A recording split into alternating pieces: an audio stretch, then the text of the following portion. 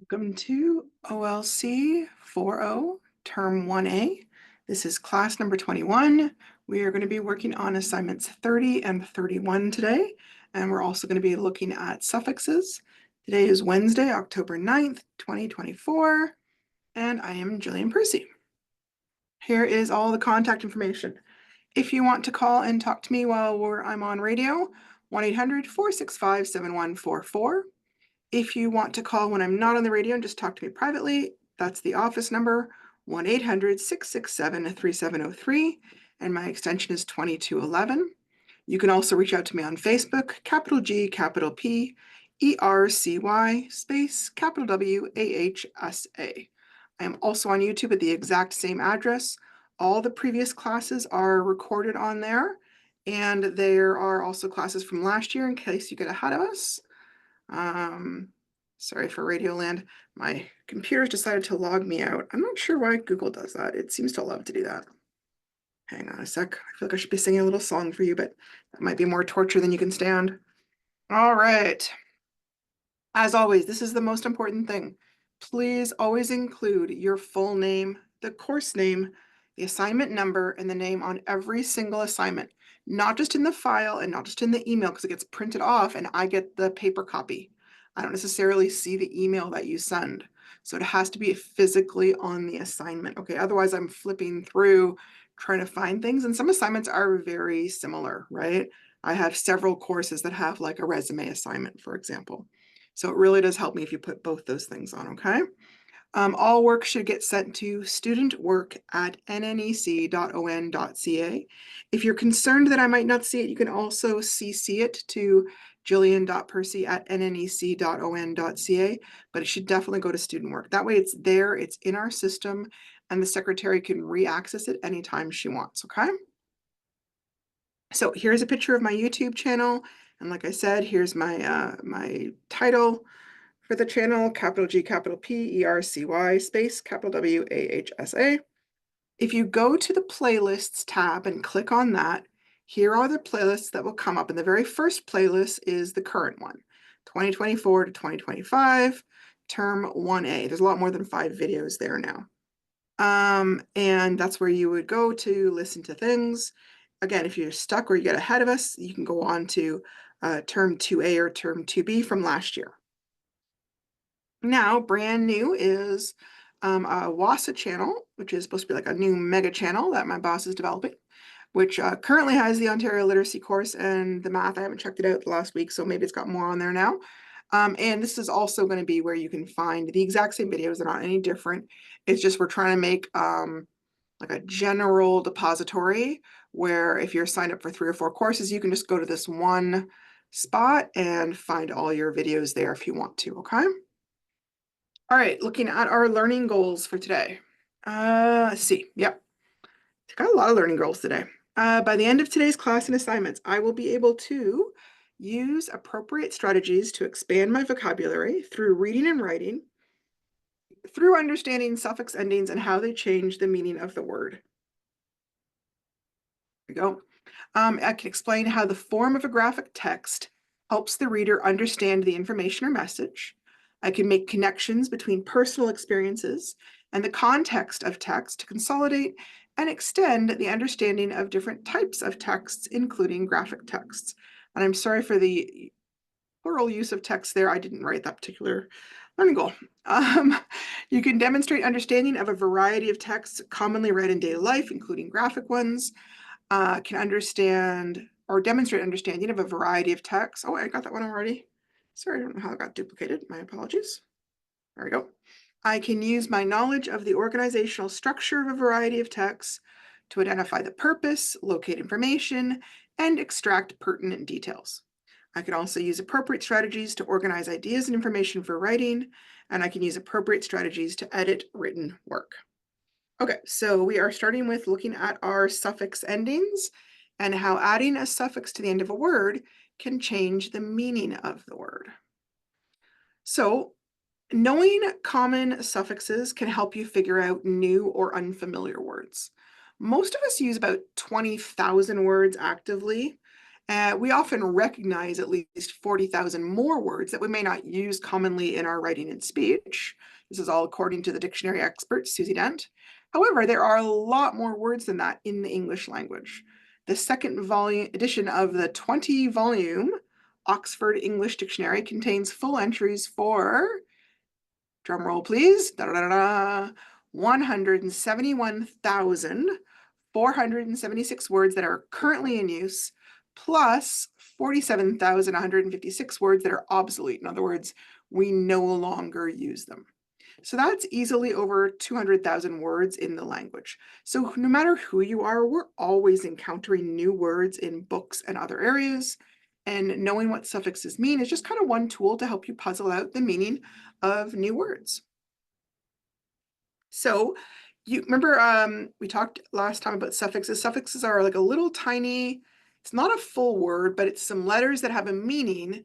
And when you add them to a word, they change the meaning of the word. Like if I said undo something, that would mean I've done it once and I'm going to like take it back in a sense.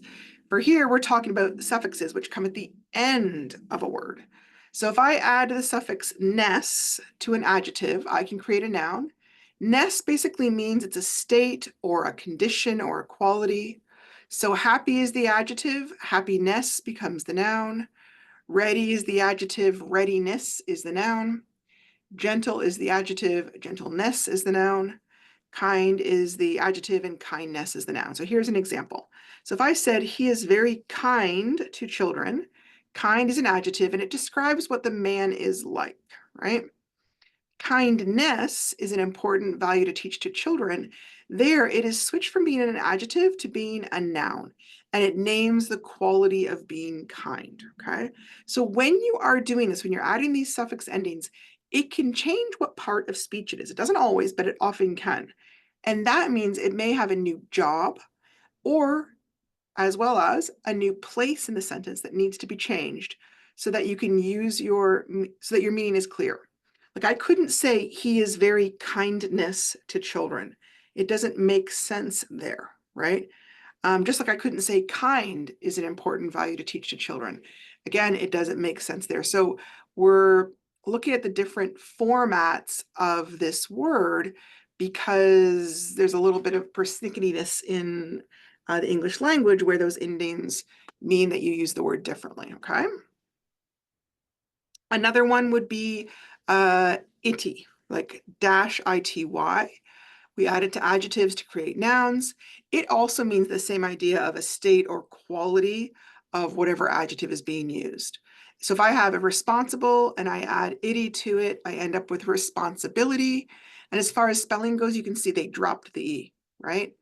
Here are some more examples: capable, capability, captive, captivity, active, activity. Sometimes you can see the pronunciation changes just slightly as well.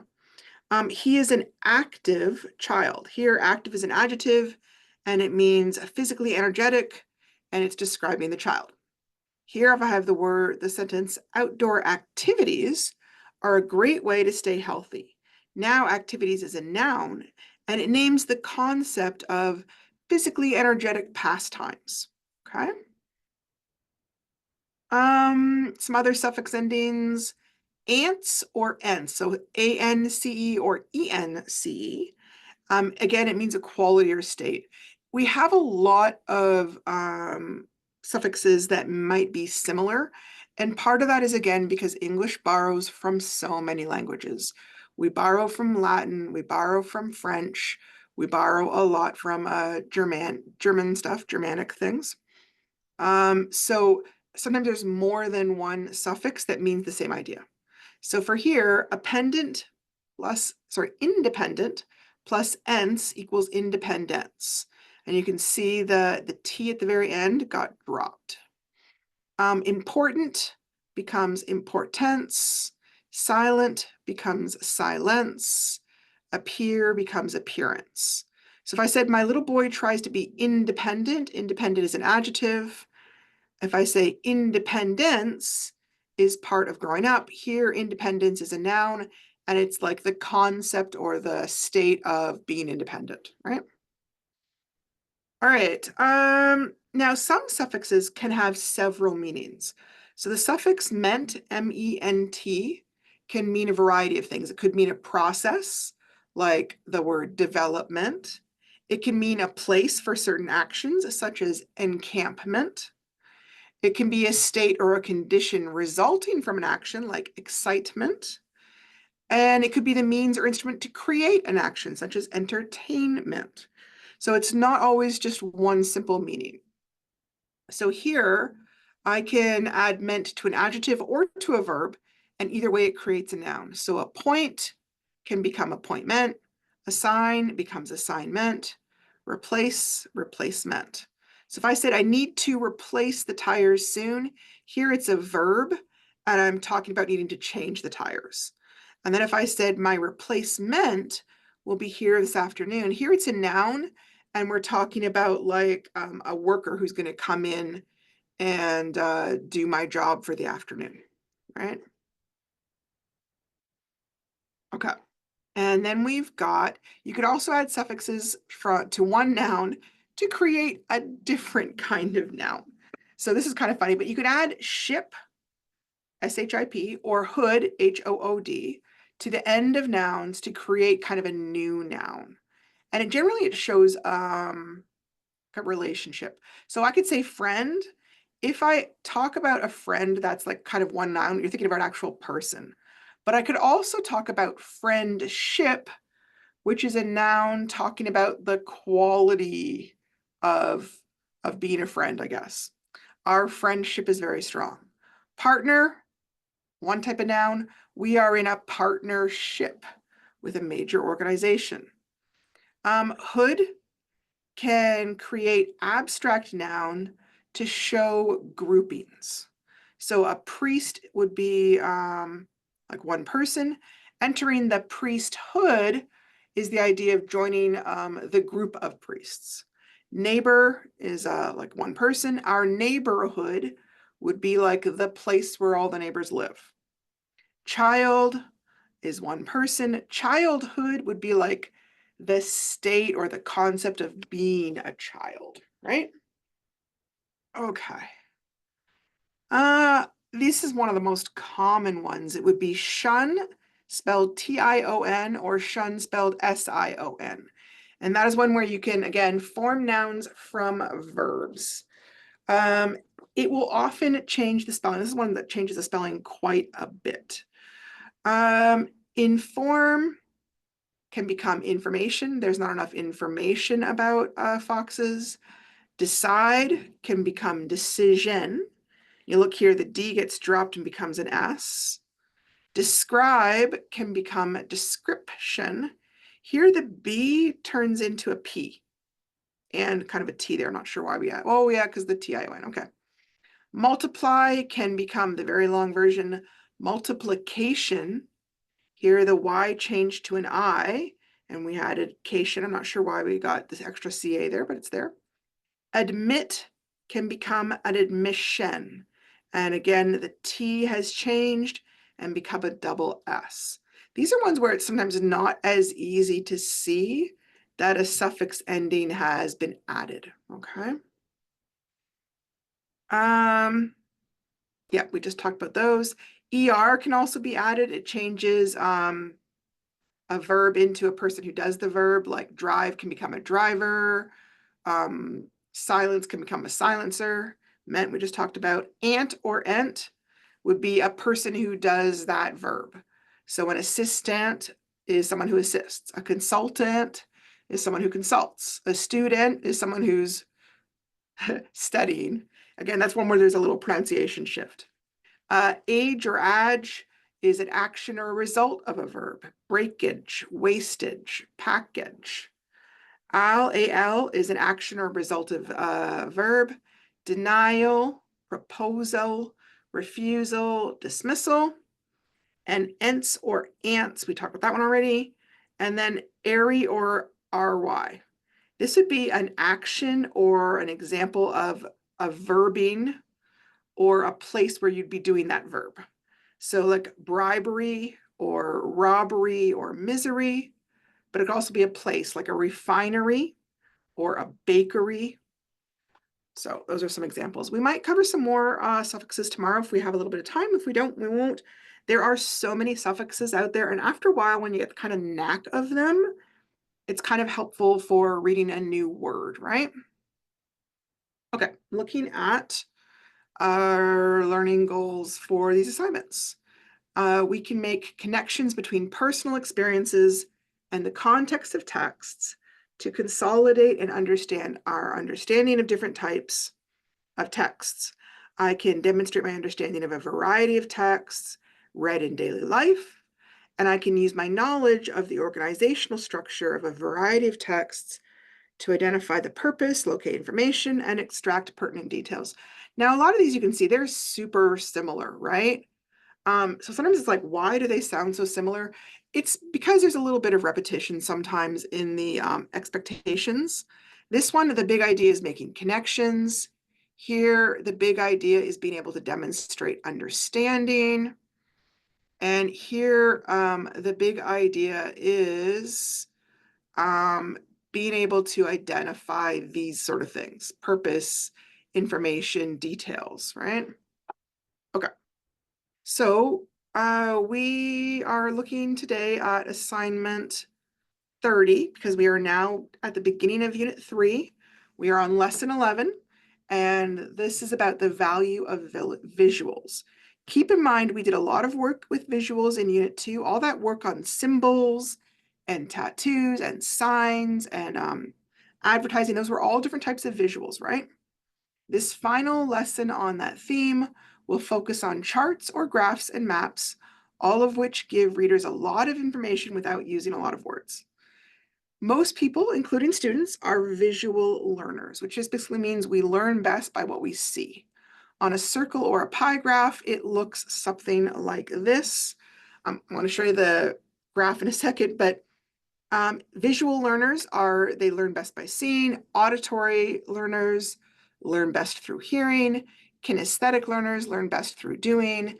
Tactile learners learn best through hands-on activities. Okay, so here the blue is visual learners and the red is all 3 of the other learning styles, right?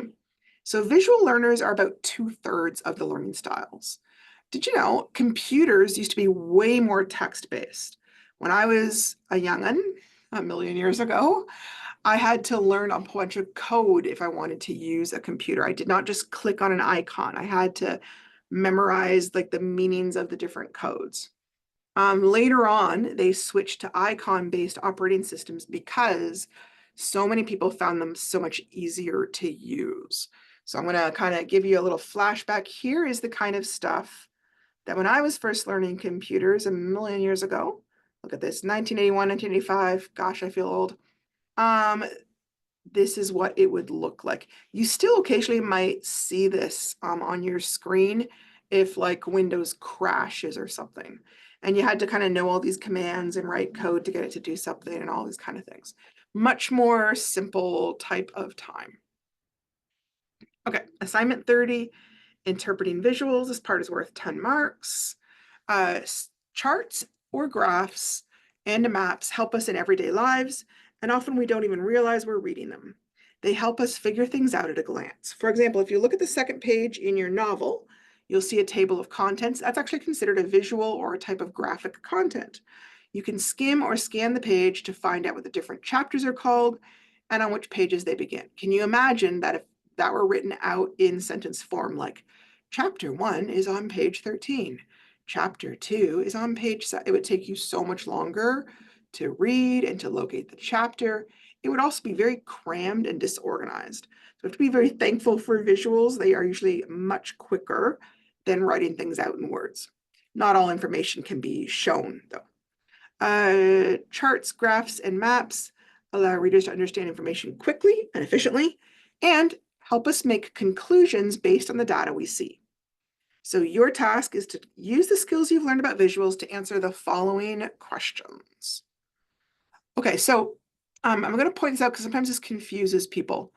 They start asking a bunch of questions about maps, and just the way it photocopied for some people, the questions were on one page and the map was on another one. and people found it really confusing. Just either flip forward or flip back. The map should be there.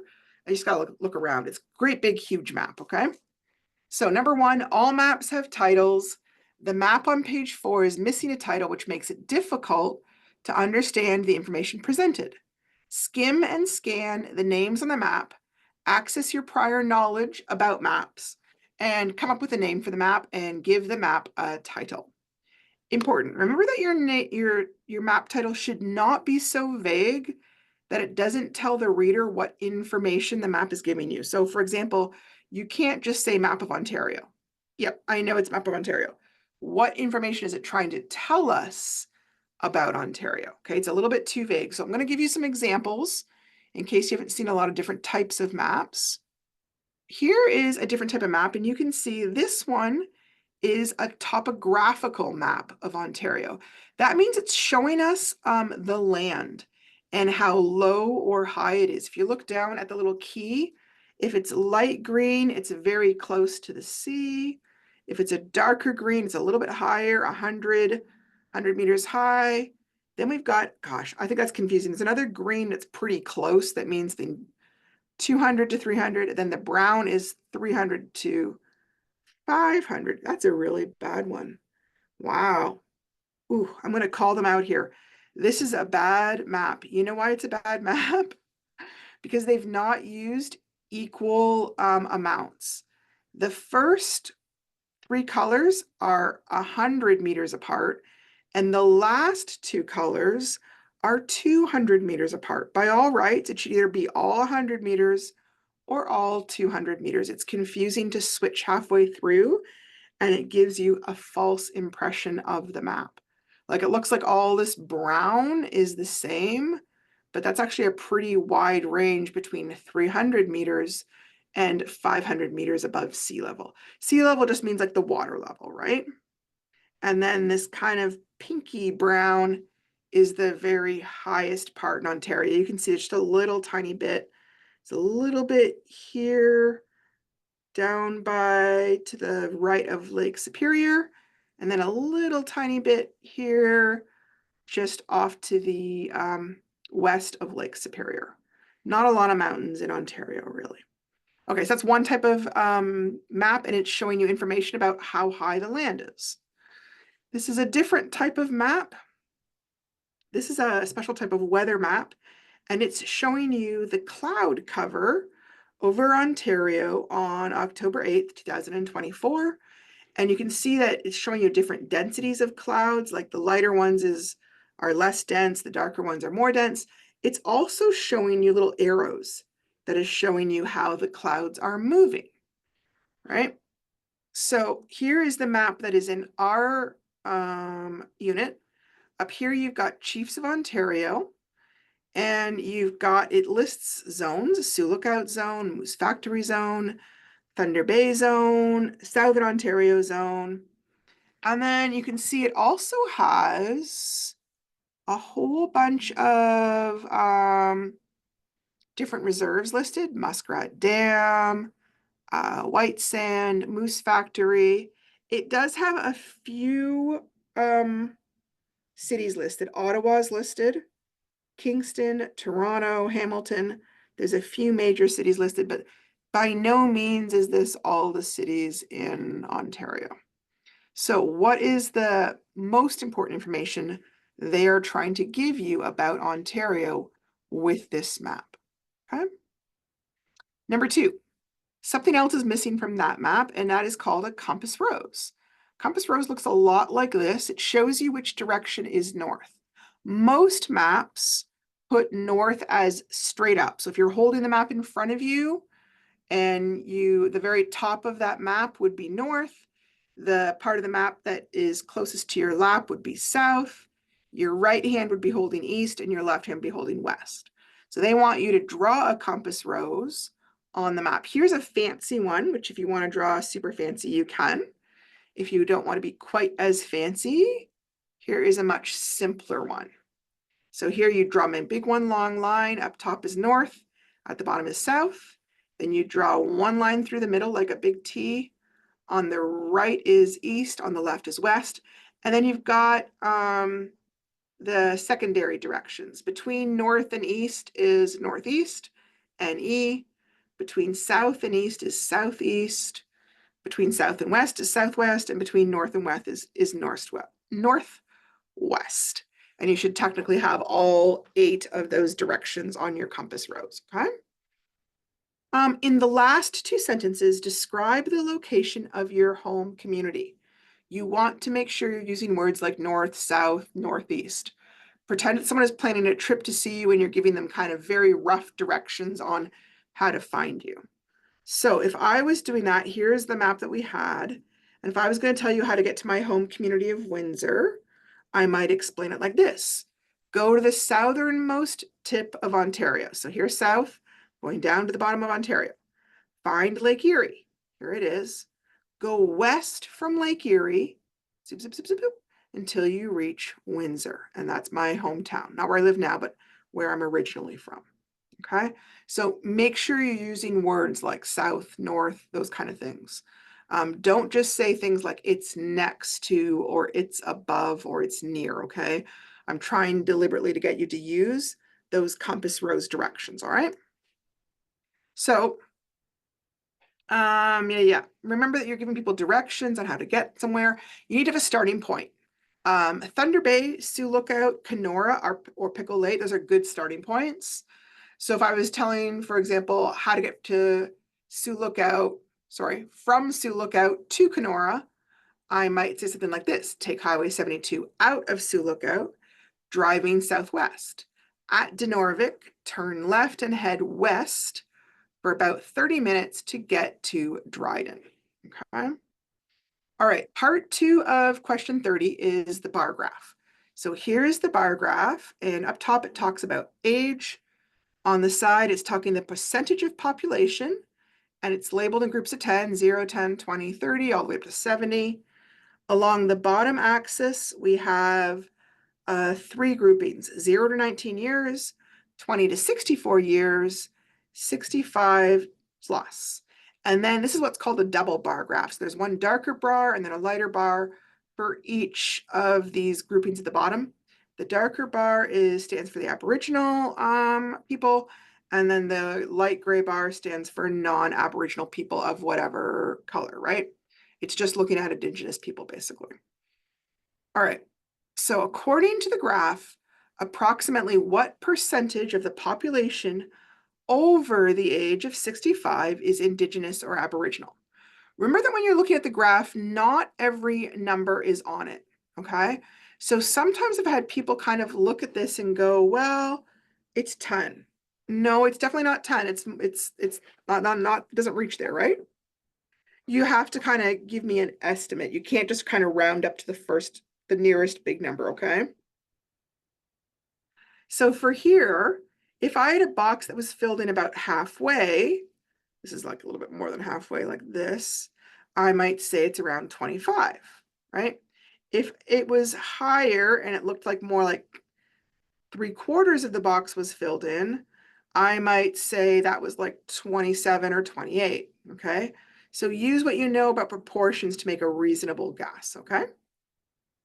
Number 5, according to the graph, approximately what percentage of the population under the age of 20 is Indigenous?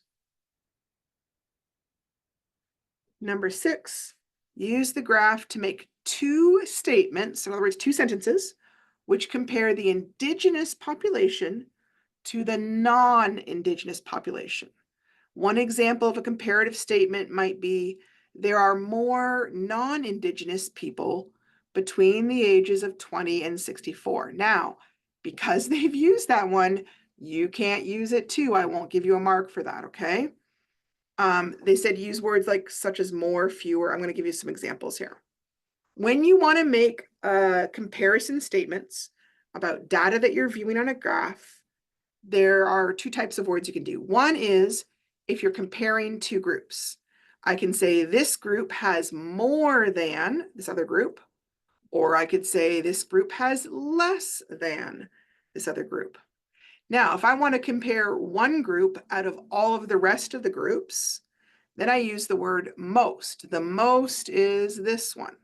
The least, that's the littlest, is this one. So here's a different graph, and I'll give you some kind of comparison statements so you can see what I mean, right?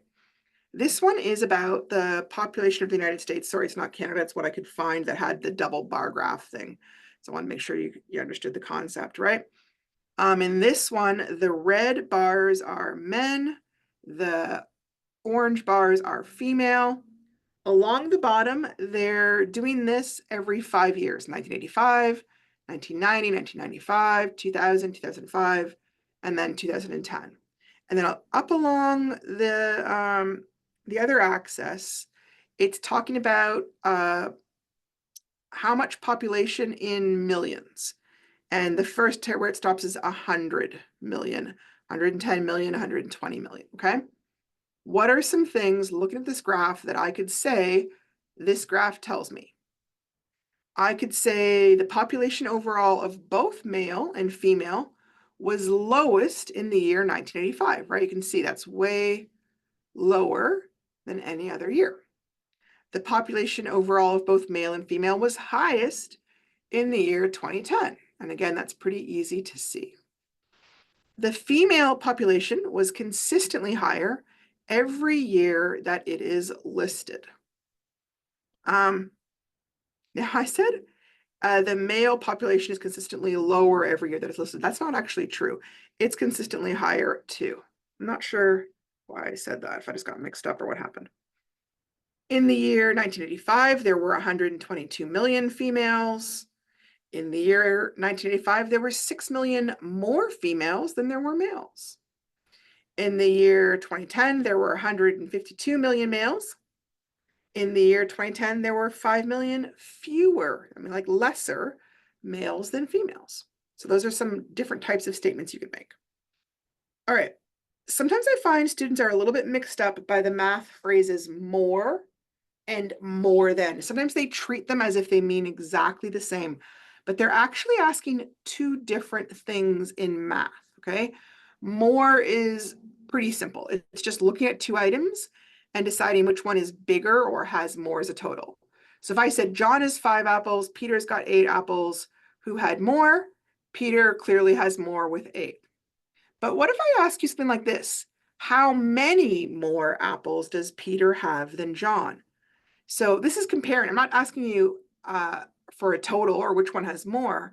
I'm asking you, what's the difference between the number 5 and the number 8? Both of them have at least 5 apples, but Peter has 8. To get to 5 from 8, I can count up 6, 7, 8. He has 3 more apples to get to 8 apples, right? You can also do it as subtraction. 8 minus 5 equals 3. There's a little math video on the topic. I'm not supposed to show videos these days, but if you're still confused by that, feel free to check out a little math video on more than. Oh, okay. And that's that for assignment 30. And now I'm just doing a little bit of housekeeping stuff. If you haven't been doing your reading log, this is a good time to take a little break and catch up on your reading log, right? Remember that you don't hand it in to me now. You hand it to me at the end when you hand me in your portfolio. That's your very last assignment before you do the culminating activity. You would hand it in then. And again, you remember to put the date, tell me what type of text you're reading, tell me the title and the author, or the author, doesn't matter. Tell me how long you spent reading or how many pages you read, and then give me at least one main idea or a comment about something so I know what it was about, okay? It does not need to be a lot of time. This is more just trying to get you to notice the amount of reading you do in little tiny bits throughout the day.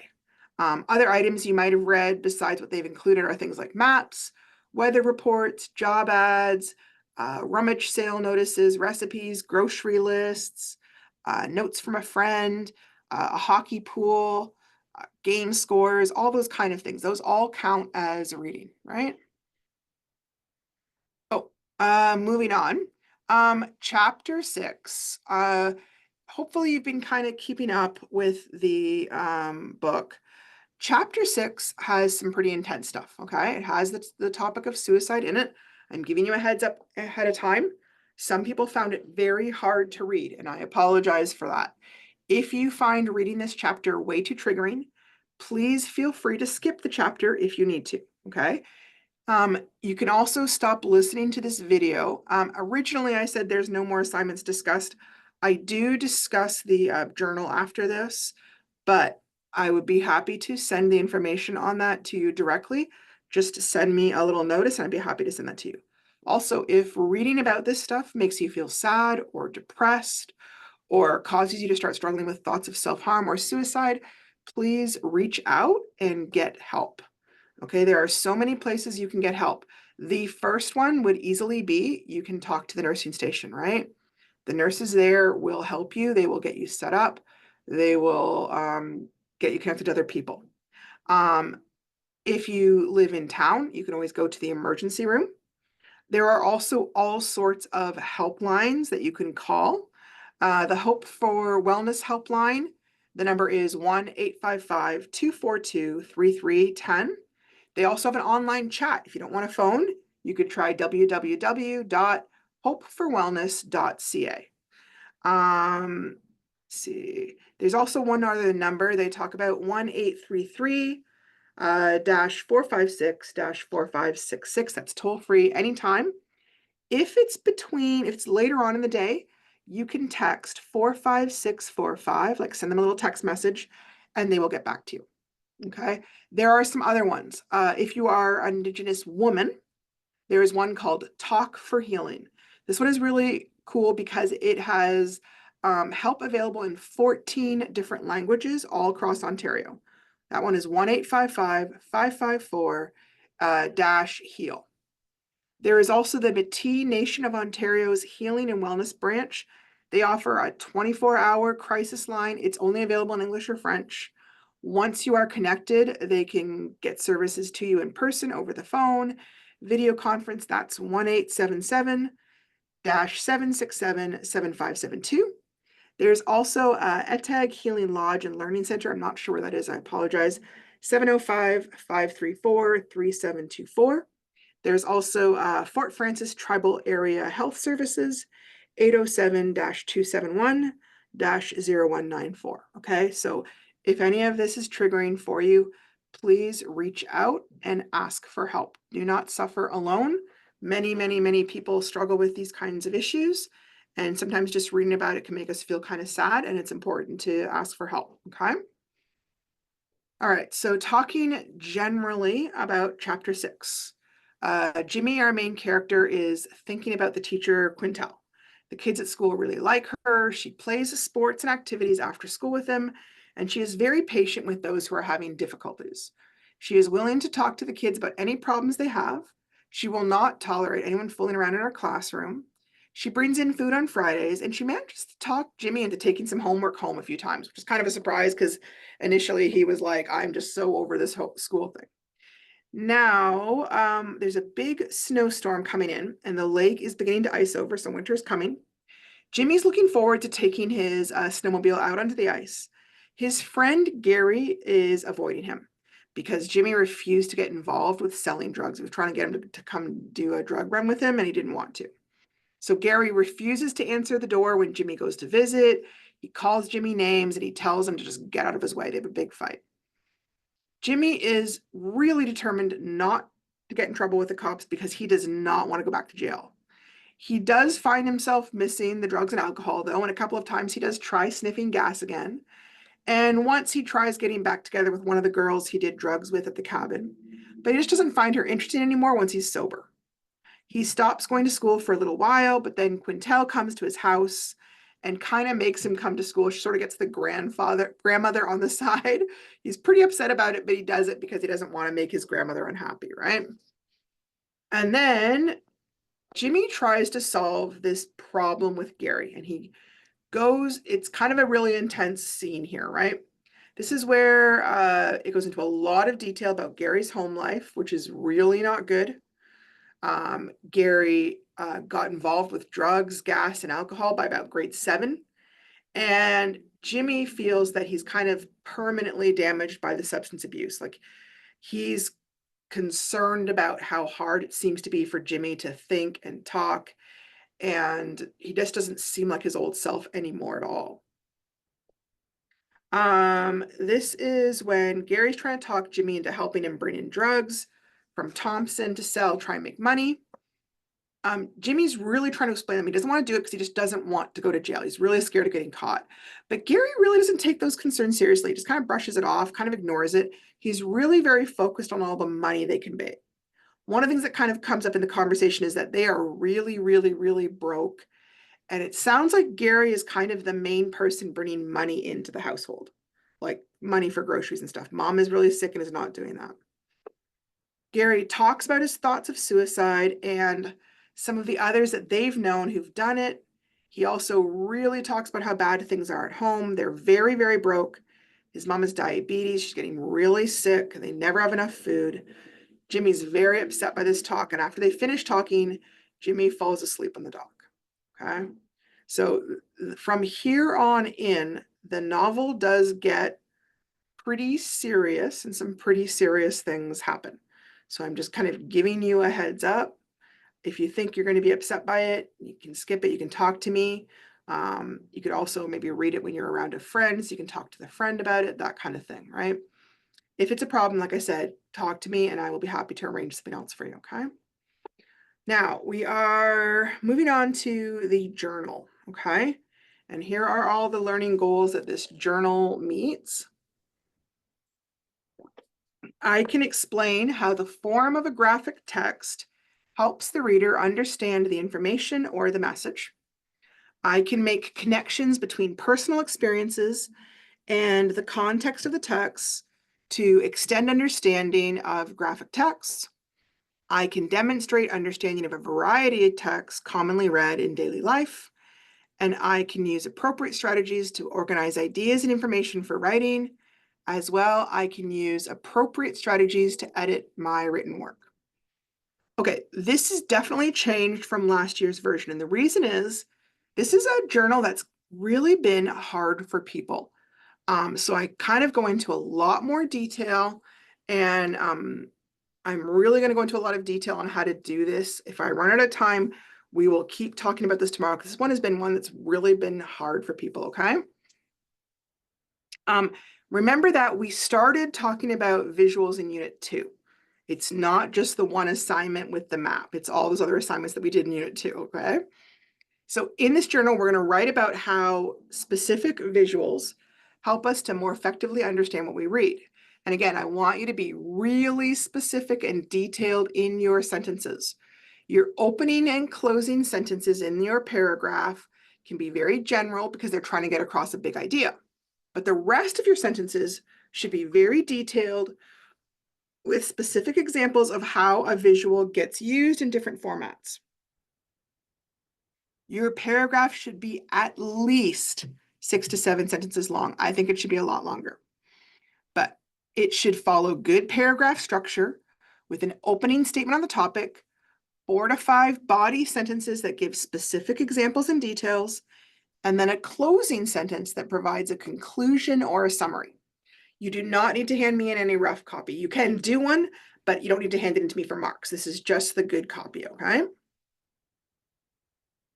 Remember that your very first sentence, which we call the opening sentence, can be quite general in order to introduce the idea of visuals and allow you to discuss a wide variety of visuals in your paragraph. So one example might be something like, visuals can be a great way to add extra information to text, right? So that's a great statement. It's general, and then you can go into a bunch of detailed examples. However, that would be too vague and general if you were continuing to write sentences like that as the main sentences for the body of your paragraph. The body sentences need to discuss a particular type of visual. Okay, they need to give examples of how they are useful. So the two main problems I see when people are writing this assignment are, one, some students are trying to write an entire paragraph of really vague statements that don't tell me anything. Number two, students aren't sure what to say, so they copy sentences word for word from the assignment. This is basically considered cheating or plagiarism, and I will usually reject those assignments, and I will ask you to do them over, okay? I'm going to give you an example of what I mean. So this is an example of a paragraph that is not well done. It has a lot of things that are plagiarized, a lot of things that are vague, and it really hasn't given me very many specific examples. Okay, so I'm going to read it first, and then we're going to kind of dissect it. Visuals can be a great way to add extra information to text. Visuals add to our understanding of material. They make the material we are going through more interesting. Well, those sound okay, right? What's wrong with them? Well, what's wrong with them is those two sentences were a direct copy, word for word, of last year's assignment information, where it says, we know that they add to our understanding of material and also to make the material we are going through more interesting with some variety. So they changed like a word or two, but essentially they've written the same thing. Charts or graphs and maps help us in our everyday lives. Well, that's an example, yes, and that would be great if it was your own, but unfortunately, that's taken from another part of the assignment. They help us figure things out at a glance. That is another sentence taken right from the unit, okay? Now, they go on to write some of their own ideas, but they're not being very detailed. They're just saying very vague things. Visuals are very useful. Okay, how? I always like to see visuals in things I read because it helps me understand. All that's really saying is exactly what we set up here. Visuals add to our understanding of material. Okay, so this is what not to do. Okay, now we're going to talk about what you should be doing. The key to a great journal is to stop talking about visuals in general and start talking to me about specific visuals with examples. So here are some of the visuals we've looked at over this course so far. Photographs, drawings, illustrations of fictional events, maps, graphs, road signs, material warning labels, emojis or emoticons, advertising. So when you're looking at these, before you try and start writing, take some time to brainstorm some examples of where you might find each one of these types of visuals, like what type of text would you find it in, and how would it help you? So here's an example of what I mean. Photographs. I might find it in newspapers to show us what an event or news story might look like. For example, maybe war photos or a photo of a protest crowd with signs. Drawings. I might find drawings in science textbooks to help us picture concepts that is new, like the rain cycle or a picture of an atom. Where might I find maps? I might see them in newspapers, right? They'll often have like a little weather map. I might see it if they're talking about some news that's happening in another country. I might see maps if I'm picking up a map to go driving, right? So that's kind of thing where if you spend a little bit of time brainstorming some ideas, then when you go to write your rough draft, you've already got a lot to say, okay? Remember, you're going to want to write in paragraph format. Your first sentence is a general statement that introduces your main idea. Then you want at least 4 or 5 sentences on their own. And with this one, you're going to be talking about an example or a detail that supports the main idea. I would normally say you might want to talk about a different visual for each sentence, but you don't necessarily have to. But you do want to mention at least, I don't know, maybe 3 visuals. And then you're going to write a concluding sentence. You're going to restate the main idea in some fashion. Okay. So here, I'm going to use my brainstorming to help me begin my rough draft. So here is an example. Here, I actually worked backwards. I picked a type of text and looked at what are some visuals I might find in it. So some types of text may have material that is hard to picture because we are unfamiliar with the topic. So a history textbook can be made much more interesting to read with the help of photographs that show us older houses, clothes, and transportation. Ads and posters from different time periods can help us understand their lifestyles, current events, issues, prices, and other things. Maps could help us understand distances between places, population changes, or shipping routes. So here I'm getting detailed. The more specific you get, the easier it actually is to think of things to say. Often people are just kind of thinking of visuals as a big group, and then they just kind of can't think of anything on the big group. So here's another example. I like seeing visuals when I read. That's general. I find visuals such as graphs helpful for understanding data. Okay, that's way more specific. Visuals help us understand what we read better. Visuals like maps can help us understand distances between places, population expansion, or natural resources locations. Again, way more specific.